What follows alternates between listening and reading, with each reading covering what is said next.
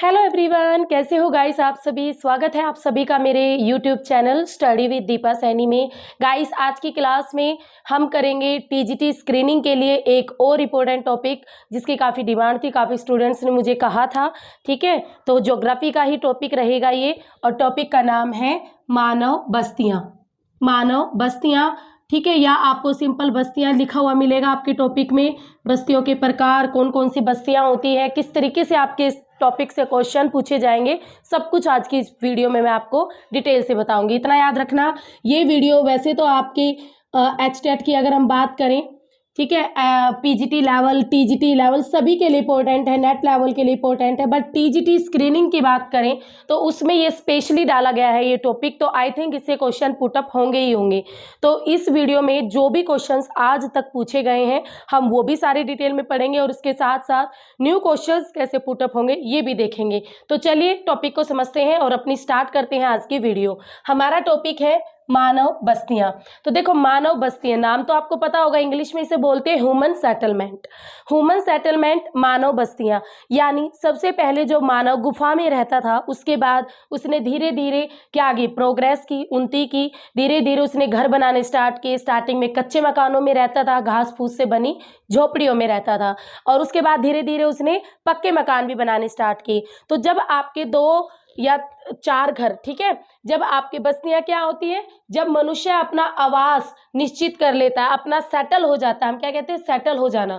Settle हो जाना क्या होता है, जब हमारे पास प्रॉपर जॉब हो। अब आज की टाइम में जो सेटल की डेफिनेशन है वो क्या है, वो ये है कि हमारे पास प्रॉपर जॉब हो, बढ़िया सा घर हो और हमारी फैमिली हो, तो ये हम बोलते हैं कि मैं तो सेटल हो गया हूँ। ठीक है, बट उस टाइम पर क्या था कि मनुष्य अपनी जो मूलभूत आवश्यकता है, यानी रोटी कपड़ा मकान, तीनों पूरी कर ले, वो होता था सेटल। ठीक है, रोटी कपड़ा मकान तो आज भी है लोगों के पास, बट जब तक जॉब ना हो, अच्छी सी सैलरी ना आती हो मोटी, तब तक क्या होता है कि हम सेटल नहीं हुए, यही माना जाता है।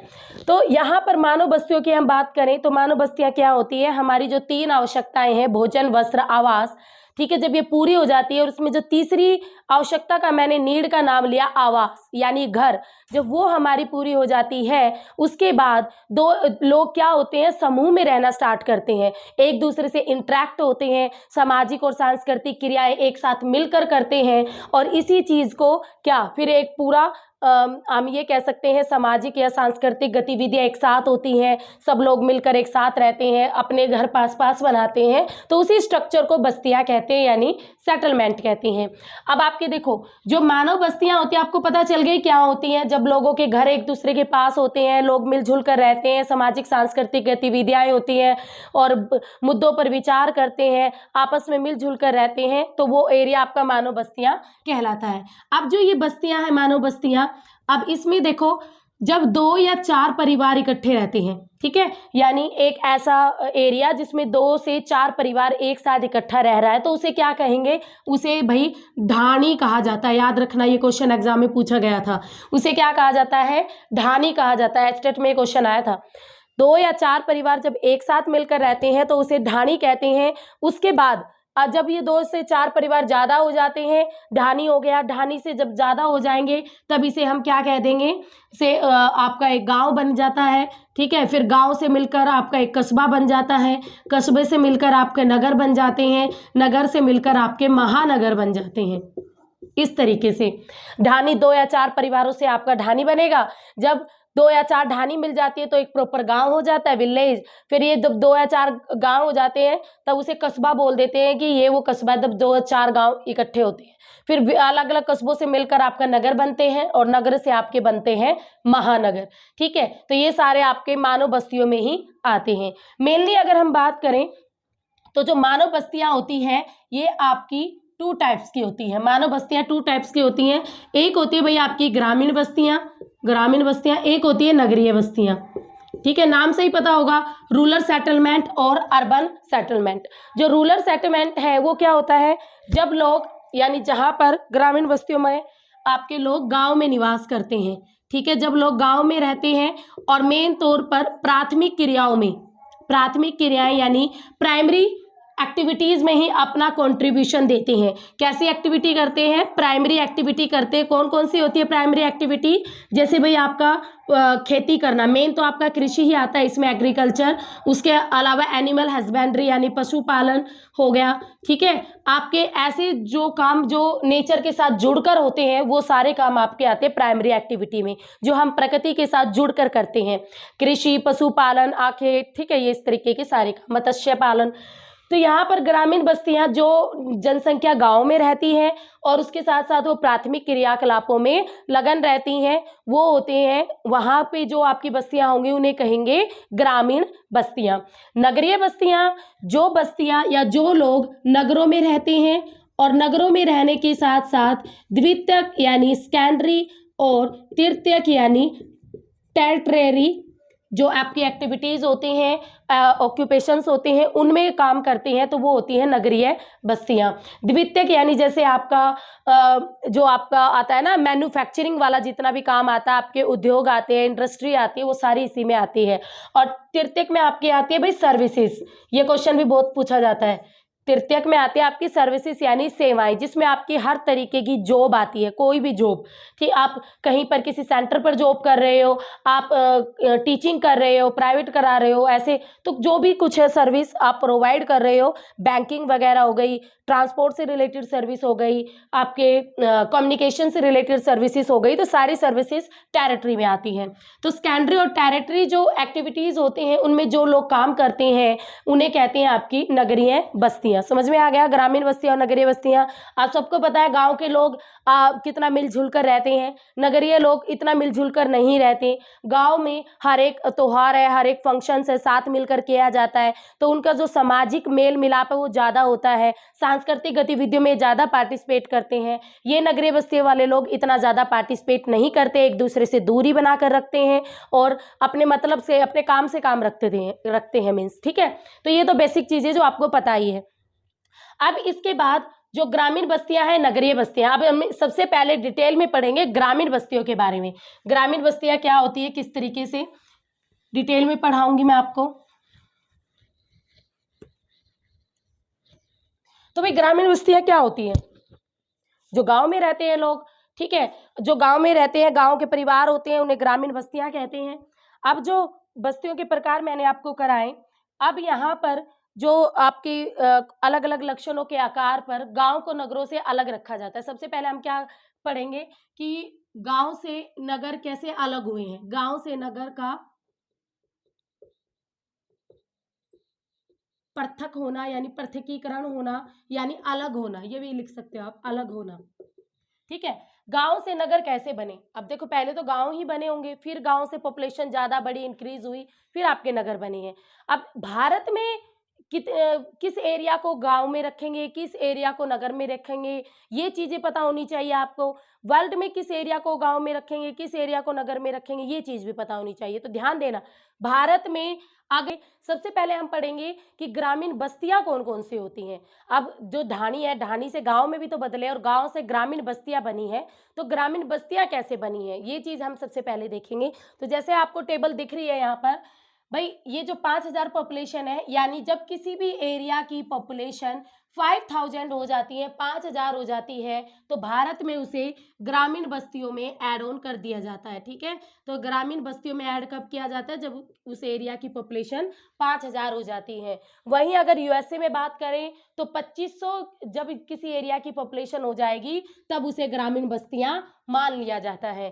कनाडा की बात करें तो कनाडा में 1000 से कम जनसंख्या वाले एरिया को ही ग्रामीण बस्तियों में ऐड कर दिया जाता है, रूरल सेटलमेंट में ऐड कर दिया जाता है। जापान में 30,000, जापान में देखो सबसे ज्यादा है, जापान में 30,000 से ज्यादा पॉपुलेशन वाले एरिया को ग्रामीण बस्तियों में रखा जाता है। और वहीं इंडिया में, तो इंडिया का मैंने आपको पढ़ाया, जब किसी एरिया की 5000 पॉपुलेशन हो जाएगी तो उसे रूरल सेटलमेंट मान लिया जाता है, यानी ग्रामीण बस्तियों में ऐड कर दिया जाता है। तो अलग अलग कंट्रीज़ में ये आपका जो डाटा है अलग अलग है। हर एक कंट्री के अपने कुछ मापदंड है, अपने कुछ रेशो के अकॉर्डिंग, क्योंकि हर एक कंट्री की पॉपुलेशन भी तो अलग अलग है ना, तो उसी के अकॉर्डिंग उन्होंने अपने रूरल सेटलमेंट को, अर्बन सेटलमेंट को अलग अलग रखा है। ठीक है, तो ये सारी चीज़ें हर एक कंट्री में अलग है। मेन कंट्रीज़ की मैंने आपको लिखवा दी है जहाँ से एग्जाम में क्वेश्चन बन सकते हैं। तो ये तो हुई भाई आपके रूरल सेटलमेंट की बात। उसके अलावा मैंने आपको बताया कि भाई जो रूरल सेटलमेंट में है लोग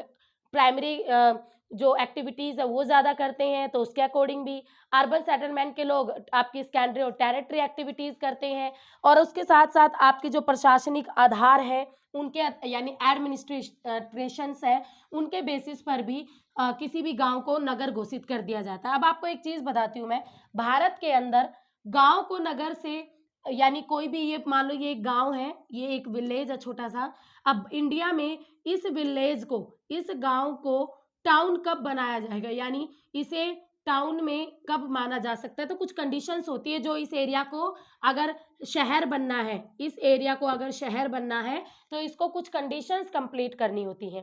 फर्स्ट कंडीशन क्या है? फर्स्ट कंडीशन है भाई इस एरिया की जो पॉपुलेशन है, जो जनसंख्या है वो 5,000 से अधिक होनी चाहिए। फर्स्ट कंडीशन तो ये एरिया यही कंप्लीट करता हो कि इस एरिया की पॉपुलेशन 5,000 से ज़्यादा हो, कम नहीं होनी चाहिए, ज़्यादा। दूसरी कंडीशन क्या है? ये जो एरिया है इस एरिया का जनसंख्या घनत्व यानी पॉपुलेशन डेंसिटी, जनसंख्या घनत्व पॉपुलेशन डेंसिटी आपका 400 व्यक्ति प्रति वर्ग किलोमीटर से अधिक हो, 400 व्यक्ति प्रति वर्ग किलोमीटर से अधिक हो इस एरिया का जनसंख्या घनत्व। ये जनसंख्या घनत्व क्या होता है कि एक वर्ग किलोमीटर एरिया में कितने लोग रह रहे हैं वो होता है उस एरिया का जनसंख्या घनत्व। तो जनसंख्या घनत्व 400 व्यक्ति प्रति वर्ग किलोमीटर से क्या होना चाहिए? अधिक होनी चाहिए, पॉपुलेशन 5,000 से अधिक होनी चाहिए। तीसरा है कम से कम इस एरिया की जो जनसंख्या है 75% से अधिक जनसंख्या किस में लगी हुई हो? श्रमिक बल में लगी हुई हो। श्रमिक बल यानी आप ये कह सकते हो सर्विसेज में लगी हुई हो, ठीक है, यानी गैर कृषि कार्यों में लगी हुई हो, आप ये भी कह सकते हो गैर कृषि कार्यों में लगी हुई हो। ठीक है, इस एरिया की 75% जो पॉपुलेशन है वो श्रमिक बल, सर्विसेज में या गैर कृषि कार्यों में लगी हुई हो, एग्रीकल्चर से रिलेटेड, नेचर से रिलेटेड वर्क ना हो, तो उस एरिया को टाउन बनाया जाता है, शहर सिटी में एड ऑन कर दिया जाता है। तो ये 3 कंडीशंस आपके एग्जाम में आती हैं, पीजीटी लेवल में भी, नेट लेवल में भी पूछता है कि निम्न में से गांव से नगर बनाने की भारत में कौन कौन सी परिभाषाएं ठीक है या ठीक नहीं है। तो आपको ये तीनों याद होनी चाहिए, ये तीनों आपको ऑप्शंस में मिलेंगी। चौथा ऑप्शंस जो गलत पूछ रहा होगा तो गलत डाल देगा और आपको लगेगा वो ठीक है। इनके अलावा भी मान लो ये एरिया एडमिनिस्ट्रेशन का केंद्र बन जाता है, ठीक है, अचानक से यहाँ पर कोई छावनी बन जाती है या अचानक से कोई आप ये कहो कोई बहुत बड़ी बिल्डिंग बन जाती है गवर्नमेंट की, तो भी उस एरिया को टाउन में ऐड कर दिया जाता है। ठीक है, मान लो यहाँ पर बहुत बड़ा गवर्नमेंट ने कोई प्रोजेक्ट स्टार्ट कर दिया, कोई आपके एडमिनिस्ट्रेशन से रिलेटेड कोई बहुत बड़ी तहसील बन गई, बिल्डिंग बन गई, तब भी इसे टाउन में ऐड कर सकती है गवर्नमेंट। ठीक है, बाकी आपके 3 जो मेन है वो ये हैं, ये तीनों आपको लर्न रखने हैं। भारत के अंदर गांव से नगरीय बस्ती में चेंज होने के लिए किसी भी एरिया को इन तीनों कंडीशंस को कंप्लीट करना होता है, उसके बाद ही उस गांव को नगर के रूप में जाना जाता है। इतना समझ में आ गया। अब आगे आती है आपकी ग्रामीण बस्तियां। अब जो अब तक आप पढ़ रहे थे ग्रामीण बस्ती और नगरीय बस्तियां, अब मैं आपको ग्रामीण बस्तियां डिटेल में पढ़ाऊंगी। आपने ये भी पता कर लिया कि किस तरीके से गांव से नगर अगर हमें चेंज करना है, किसी भी एरिया को नगर में डालना, तो उसके लिए क्या क्या कंडीशन कंप्लीट करनी है। अब आती हैं आपकी ग्रामीण बस्तियां। जो ग्रामीण बस्तियां होती हैं ये आपकी 2 टाइप्स की होती हैं भाई, 2 टाइप्स की होती हैं।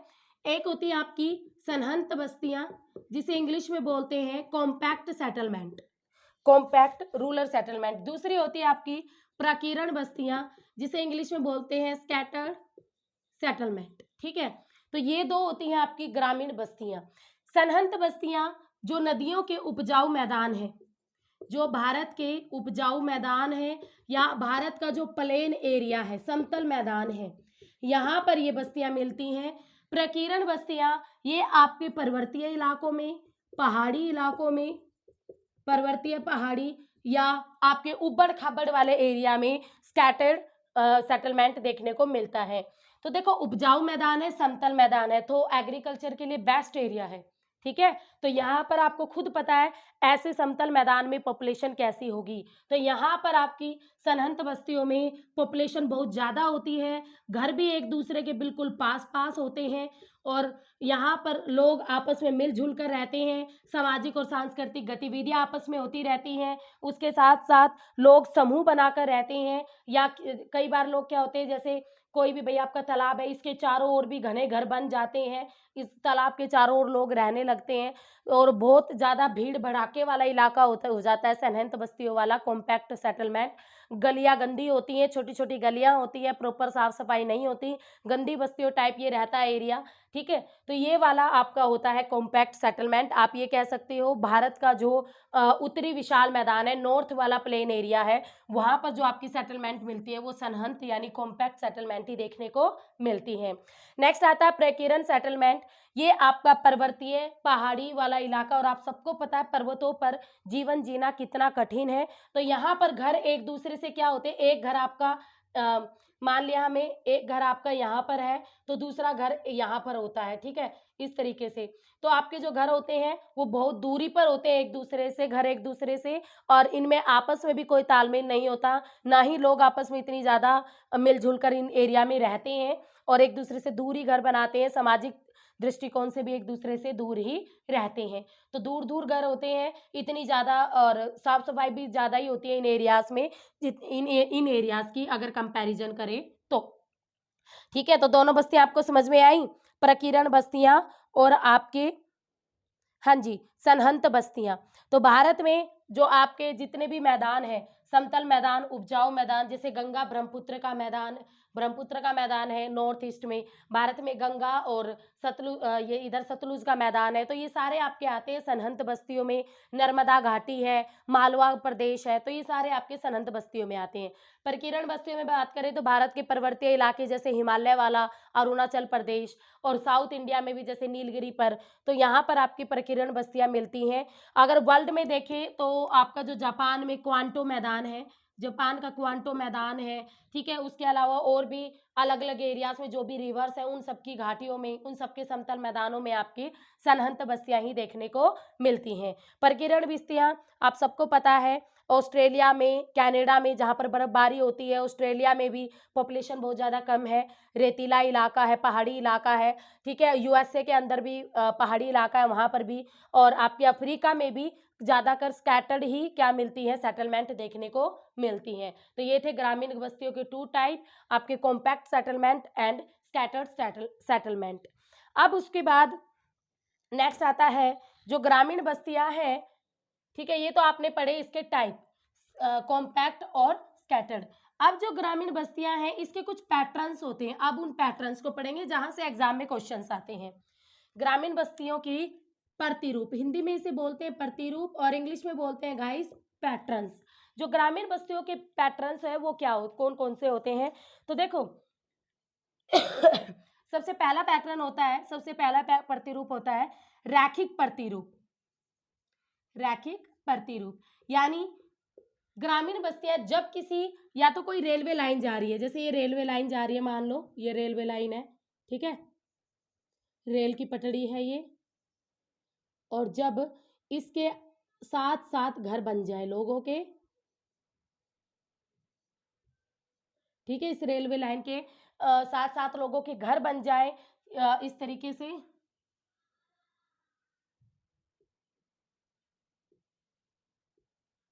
ऐसे, ये वाला, हाँ जी, ठीक है। तो ये जो पैटर्न होगा, एक ये कोई रेलवे लाइन, मान लो ये रेलवे लाइन नहीं है, कोई रिवर जा रही है, यहाँ से रिवर के किनारे इस तरीके की बस्ती बनी हुई है, ठीक है, बीच में से रेलवे लाइन मिटा दो मान लो, ठीक है, कोई रेलवे लाइन हो गई, कोई रिवर हो गई, कोई नहर हो गई, जब इसके पास इस एक सीधी लाइन में एक बस्ती बन जाती है, एक सेटलमेंट पाया जाता है लोगों का, तो ऐसे सेटलमेंट को कहते हैं रैखिक प्रतिरूप। एग्जामिनर क्या होता है, मैंने ड्रॉ इसलिए किया है, कई बार एग्जामिनर एग्जाम में ये आपको डायग्राम दे देगा और बताए पूछेगा ये इस चित्र में कौन सा प्रतिरूप है मानव बस्तियों का। तो ये कौन सा प्रतिरूप है? रैखिक प्रतिरूप है। लाइनर आप इसे इंग्लिश में बोल सकते हो, लाइनर पैटर्न है रूरल सेटलमेंट का। ठीक है, समझ में आ गया। तो ये जो आपका रैखिक प्रतिरूप है ये आपका एग्जाम में भी पूछा जाता है। नदियों के किनारों में किसी घाटी के समानांतर इस तरीके का प्रतिरूप देखने को मिलता है। अब आपका नेक्स्ट आता है आयताकार प्रतिरूप। आयताकार प्रतिरूप, रेक्टेंगल पैटर्न। रेक्टेंगल पैटर्न में क्या होता है? तो देखो जब आपका इस तरीके से मान लो इस तरीके से आपकी बस्तियां बन जाएं,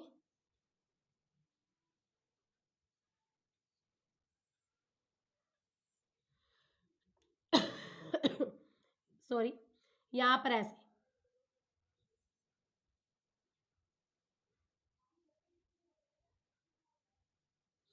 ऐसे घर एक दूसरे को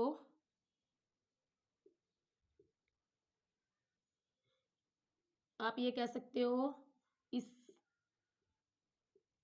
चौक के चारों ओर, ये चौराहा हो गया ना जहां पर चार रास्ते आपस में मिलते हैं। तो इस तरीके से जो पैटर्न होता है जिसे चौक पट्टी प्रतिरूप भी कहते हैं, ये भी नाम याद रखना, चौक पट्टी प्रतिरूप भी कहते हैं। ये जो पैटर्न होता है ना बस्तियों का, इसे ही ग्रामीण बस्तियों का, यही आपका होता है आयताकार प्रतिरूप। क्या कहते हैं इसे? आयताकार प्रतिरूप। ये आपकी जो पर्वतीय घाटियां होती है ना चौड़ी चौड़ी, उनमें या समतल एरियाज में पाए जाते हैं। मान लो यहाँ पर एक माउंटेन है, ये माउंटेन की घाटी है, यहाँ पर एक माउंटेन है, ये इसकी घाटी है, यहाँ पर एक माउंटेन हो गया, ये इसकी घाटी। तो नदी पर्वतीय मैदानों की घाटियों में और उसके साथ साथ समतल मैदानों में आपका जो प्रतिरूप मिलता है ग्रामीण बस्तियों का देखने का, वो होता है भाई आपका आयताकार प्रतिरूप। नेक्स्ट आता है आपका तारे के आकार का प्रतिरूप।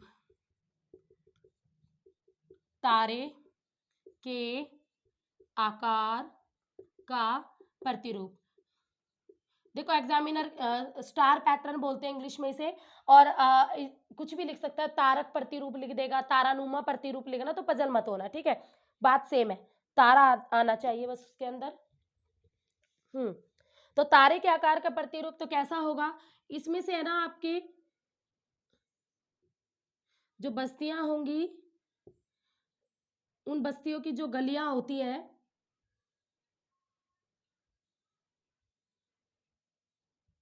इस तरीके से, ठीक है, और यहाँ पर घर होते हैं, यानी सारे रास्ते मिलकर आकर एक पॉइंट पर आपस में मिलते हैं। सारे रास्ते एक पॉइंट पर आकर आपस में क्या हो जाते हैं? मिल जाते हैं और एक तारानुमा आकृति बन जाती है और इसे कहते हैं तारानुमा प्रतिरूप। ठीक है, क्या कहेंगे? तारानुमा प्रतिरूप। चारों तरफ से रास्ते आकर एक पॉइंट पे आपस में मिल जाएंगे, ये होता है आपका तारानुमा प्रतिरूप। यानी चारों तरफ से रास्ते आकर एक पॉइंट में आपस में मिल जाते हैं तारानुमा प्रतिरूप में, और बाद में केंद्र से बाहर की सेंटर से बाहर की जाने और बाहर जो जाती है ना सड़कें, उनमें आगे ये बढ़ता चला जाता है इस तरीके से। तो पहले तो सारे रास्ते आके सेंटर पॉइंट पर आपस में मिलते हैं और बाद में सेंटर से बाहर की जाने की ओर ये बस्तियां फैलती चली जाती हैं। ये होती है भाई आपकी तारे के आकार का प्रतिरूप या तारानुमा प्रतिरूप। नेक्स्ट आता है आपका टी आकार प्रतिरूप। नंबर 4, टी आकार का प्रतिरूप।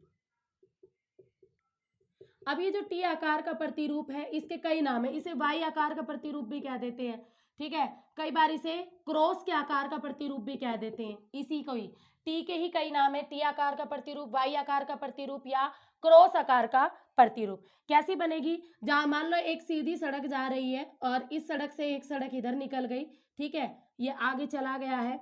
अब यहां से एक सड़क इधर की ओर निकल के ये जो रास्ता है वो इस तरीके से आगे बढ़ जाता है। तो देखो ये यहाँ से सीधा चला गया और यहाँ से इधर आ गया, बन गया ना टी, और यहाँ पर घर बन जाती हैं। और देखो वाई कैसे बनता है? अब इसको देखो, ये दो और एक सीधा गया, वाई बन गया। क्रॉस कैसे बन जाता है? ये इस तरीके से ऐसे क्रॉस मान लिया जाता है। तो ये सारे के सारे नाम आपके टी आकार के प्रतिरूप के ही हैं, अलग अलग पजल मत होना, ये एक ही प्रतिरूप के अलग अलग नाम हैं। यहाँ पर एक मुख्य मार्ग को, आपने क्या देखा, एक मेन सड़क जा रही थी ऐसे, इस मेन सड़क को इसने डिस्ट्रीब्यूट किया, आगे चल के ये इस भाग में बट गई, फिर ये इधर भी इस भाग में क्या हो गई, कुछ छोटे छोटे मार्ग में बदल गई, आगे जाके बढ़ गई। तो ये होता है भाई आपका टी आकार का प्रतिरूप, वाई आकार का प्रतिरूप या क्रॉस आकार का प्रतिरूप। चारों दिशाओं में आपका आगे चल के ये और भी बढ़ने लग जाते हैं और आगे की ओर चले जाते हैं। नेक्स्ट आता है बहुत सिंपल, वृत्ताकार प्रतिरूप। वृत्ताकार प्रतिरूप नाम से ही पता चल रहा है, यानी कोई भी आपका तालाब है, कोई भी आपका गड्ढा है, कोई भी आपका तालाब है, और जब उसके चारों ओर घर बन जाते हैं, उस तालाब के चारों ओर घर बन जाएंगे, सड़कें निकल जाएंगी, ठीक है, ये आपके घर बन गए, सड़कें निकल गई यहाँ से इस तरीके से, और इन सड़कों के सहारे फिर घर बन गए। तो ये जो प्रतिरूप होता है इसे ही कहते हैं वृत्ताकार प्रतिरूप। तो वृत्ताकार जो प्रतिरूप होता है, सिंपली इसमें से याद रखना, जो वृत्ताकार प्रतिरूप होता है आपका किसी भी तालाब के चारों ओर बनेगा, और गांव में आप सबने देखा भी होता है तालाब के चारों ओर ही लोग अपने घर बनाते हैं ताकि तालाब के पानी को यूज कर पाए, इजिली उन्हें पानी मिल जाए, उनके एनिमल्स के लिए भी उन्हें कोई भी असुविधा ना हो। तो आपकी जो बस्तियां होती हैं इसमें किसी भी सर्कल के चारों ओर या किसी भी वृत्त के चारों ओर जब बस जाती हैं तो वो होता है आपका वृत्ताकार प्रतिरूप। और नेक्स्ट और लास्ट आता है भाई आपका नंबर 6, दोहरे या युग्म प्रतिरूप। दोहरे या युग्म प्रतिरूप, इसमें क्या होता है, इसमें आपका क्या रहेगा, इसमें कोई भी ऐसा दोहरा प्रतिरूप होता है, या आपका कोई भी इस तरीके से ऐसा, मान लो पुल है या कोई नहर जा रही है, उसके ऊपर से वो बन जाता है, पुल बन गया, और इधर जो बस्तियां बस जाती हैं दोनों तरफ, तो दोहरा इसीलिए ही बोलते हैं, दोनों तरफ बस्तियां बन जाती हैं, इस चीज के इस तरफ भी बस्तियां बन गई, इस तरफ भी बस्तियां बन जाती हैं लाइनर में, तो वो होती है आपके दोहरे और युग्म प्रतिरूप। ऐसे गांव नदियों के दोनों किनारे, ऐसे नदी के किनारे बस जाते हैं, नदी के दोनों किनारे जहां पर नदी के ऊपर कोई ना कोई पुल बना हो, तो अगर आपको पुल दिया हुआ हो तो समझ लेना वो दोहरा और युग्म प्रतिरूप है, इसमें पुल ही सबसे मेजर होता है, पुल बना होता है इसमें। अब देखो ये थे आपके ग्रामीण बस्तियों के प्रतिरूप, जिसमें मैंने आपको रैखिक बताया, किसी भी नदी के किनारे, नहर के किनारे, सड़क के एक साइड से, मीन्स एक ही साइड बस्तियां बस जाएगी, वो रैखिक। आयताकार प्रतिरूप आपके इस तरीके से जो रहेगी, चौक पट्टी, एक चौराहा बनेगा, चार रास्ते आपस में आकर मिलेंगे और उसके चारों ओर घर बस जाएंगे। तारे के आकार का प्रतिरूप, आपके बहुत सारी सड़कें एक सेंटर पॉइंट पर आकर रुकेंगी, उन सड़कों के किनारे घर बन जाते हैं, और वही सड़कें फिर सेंटर से बाहर की ओर फैलती चली जाती हैं, तो तारे के आकार का प्रतिरूप। दोहरा और युग्म, जब किसी रिवर पर कोई भी पुल बना होता है तो उस रिवर के दोनों ओर बस्तियां बस जाती हैं इस तरीके से, तो ये होता है आपका दोहरा और युग्म प्रतिरूप। टी आकार का प्रतिरूप, वाई या एक्स आकार का प्रतिरूप, ये आपकी शेप बनाता है जब एक मुख्य सड़क जा रही होती है और आगे चलकर उसके अलग अलग पार्ट्स, छोटे छोटे मार्ग, रास्ते छोड़ता है, तो वो होता है आपका टी आकार, वाई आकार या एक्स आकार प्रतिरूप। वृत्ताकार प्रतिरूप, जब किसी भी वृत्त के या किसी भी ऐसे तालाब के किनारे चारों ओर क्या बन जाती है, आपकी बस्तियां बस जाती हैं, तो वो होता है भाई आपका वृत्ताकार प्रतिरूप। तो ये थे आपके ग्रामीण बस्तियों के पैटर्न्स। तो मैंने देखो ग्रामीण बस्तियां आपको डिटेल में पढ़ा दिया है, मैंने क्या क्या पढ़ाया कि गांव, ग्रामीण बस्तियां क्या होती हैं, कौन सी होती हैं, और इसमें किसी भी गांव को नगर कब घोषित करेंगे ये भी बता दिया। ग्रामीण बस्तियों के टाइप पढ़ाए, कॉम्पैक्ट सेटलमेंट और स्कैटर्ड सेटलमेंट, और उसके बाद पैटर्न ऑफ आपके रूरल सेटलमेंट भी डिटेल में करा दिया। स्क्रीनशॉट